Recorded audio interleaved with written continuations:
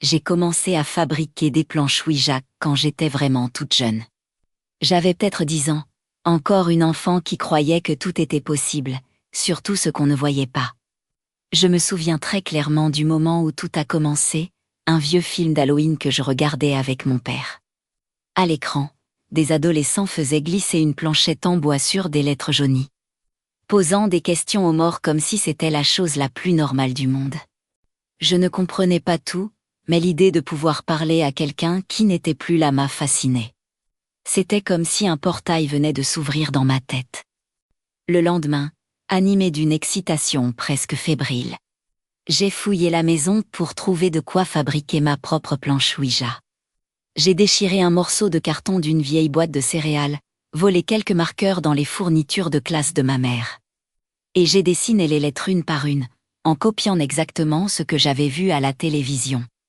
Ma planchette, elle, n'était rien d'autre qu'un bouchon de bouteille de soda, mais ça a marché. Ou peut-être que les esprits étaient simplement trop impatients pour se soucier de la qualité du matériel. Les années ont passé, et chaque nouvelle planche que je fabriquais devenait plus soignée. J'ai commencé à travailler le bois, à sculpter les lettres avec patience, à poncer pendant des heures pour obtenir une surface parfaitement lisse. J'ajoutais parfois du vernis, juste pour le plaisir de voir la lumière s'y refléter. À l'école secondaire, je suis devenue celle qui fabrique des Ouija. Il y avait toujours quelqu'un pour me demander d'en apporter à une soirée pyjama ou à une fête. Au début, mes amis étaient fascinés, ça leur donnait quelque chose d'un peu rebelle, un frisson à raconter aux autres, elles parlent aux fantômes. Pour de vrai. Mais ce jour-là, chez Sophie, tout a basculé. Nous étions assises dans sa chambre, la planche posée au sol entre nous, les mains délicatement posées sur la planchette. Je sentais déjà une agitation inhabituelle, comme si quelque chose tournait autour de nous, un passy. Mes amis riaient, prenaient tout à la légère, persuadés que c'était moi qui manipulais la planchette. Puis les choses se sont accélérées. Les réponses devenaient agressives, incohérentes. 3 de mes amis ont retiré leurs mains en même temps, affirmant que ce n'était plus drôle. Quand nous sommes sortis de la chambre pour respirer un peu, nous avons découvert tous les animaux en peluche de Sophie. Renversés sur la tête, parfaitement alignés comme par une main invisible. Le silence qui a suivi a été glacial. À partir de ce moment-là, elles m'ont cru. Cette nuit-là, chez moi, je n'ai presque pas dormi. Un esprit présent plus tôt, la journée avait décidé de me suivre. Je pouvais entendre ses déplacements autour de mon bureau, des sacs qu'on froisse, des papiers que l'on déplace. J'ai essayé de l'ignorer, de me convaincre que c'était juste le bruit de la maison. Arrête, s'il te plaît, j'essaie de dormir. Ai-je murmuré dans l'obscurité. Mais, il n'a pas écouté. Au contraire, il a frappé contre le mur. Un seul coup, fort, c'est que j'ai sursauté, puis un autre, et un troisième. Après le troisième, j'étais en colère. Écoute, tu dois t'en aller. C'est alors qu'un coup violent est venu du mur. Juste derrière ma tête. Je me suis redressée d'un bond, et je l'ai vu. Une silhouette noire, parfaitement solide, se tenait au pied de mon lit, pas floue, pas tremblante, réelle. Ses yeux n'étaient pas rouges comme dans les films.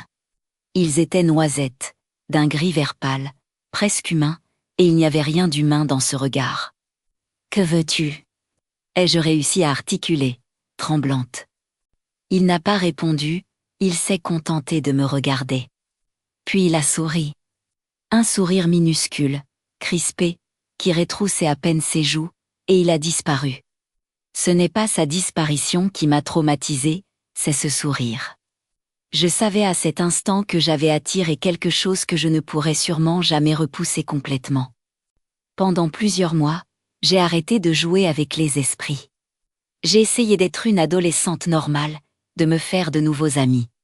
Mais la rumeur circulait vite, la fille qui parle aux morts. J'étais seule, alors j'ai replongé. C'était une erreur. Un après-midi, assise en tailleur sur le sol du salon, j'ai voulu tenter une dernière séance. La planche n'était même pas posée depuis 10 secondes que la planchette a bougé, pas comme avant. Pas lentement. Pas timidement. Elle a bondi. Comme si l'esprit attendait depuis des jours que je revienne, l'énergie était lourde, agressive. Je sentais quelque chose se resserrer autour de ma gorge, comme une main invisible. J'ai essayé de dire « Je termine la séance », mais aucun son n'est sorti. Puis une vague de picotements a parcouru tout mon corps. Je me suis retrouvée paralysée, incapable de bouger, incapable même de cligner des yeux. Je n'étais plus que spectatrice de ma propre terreur. La planchette s'est immobilisée sur le mot « au revoir ». Et la pression s'est relâchée. Je suis tombée sur le sol, haletante, en sueur, tremblante. J'avais 16 ans.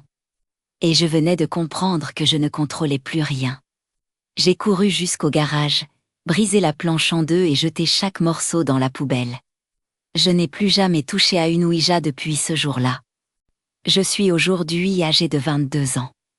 Je vais à l'église tous les dimanches, je prie chaque soir avant de dormir. Je fais tout ce que je peux pour rester ancrée dans quelque chose de plus lumineux, de plus fort que ce que j'ai attiré autrefois. Et pourtant, je sens encore, parfois, une présence. Le même engourdissement que ce jour-là. Des objets qui se déplacent quand je ferme les yeux, des ombres qui s'arrêtent juste avant que je me retourne. J'ai déménagé plusieurs fois.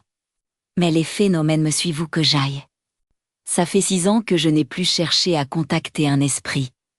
Mais j'ai la sensation persistante que quelque chose essaie encore, de me parler, ou de me retrouver. Et j'ai peur, terriblement peur, que ce soit toujours le même. Celui qui m'a souri.